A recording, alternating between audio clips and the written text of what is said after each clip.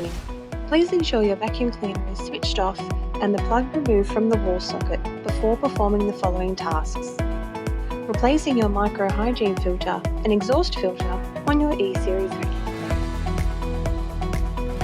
Click to remove the filter cover under the vacuum cleaner. Squeeze the red tabs and remove. Your replacement filter will click into place. Ensure the filter material is inserted into the machine and clip the cover back on.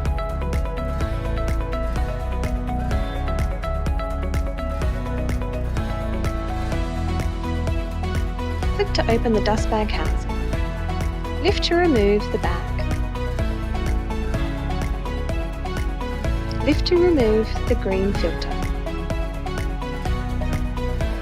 Your replacement filter will drop into the top, lower down and click into place. Reinsert your filter bag